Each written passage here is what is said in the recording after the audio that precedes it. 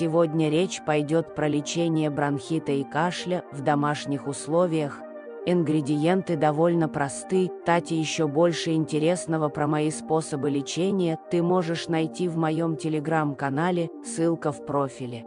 250 мл молока, 1 чайная ложка сливочного масла, 1 чайная ложка меда, четверть ложки пищевой соды и 1 яичный желток.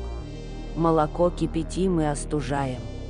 Добавляем сливочное масло и мед, хорошо перемешиваем. Добавляем соду, яичный желток и хорошо перемешиваем еще раз. Принимаем в течение 5 дней перед сном. Первые улучшения наступают уже на следующее утро.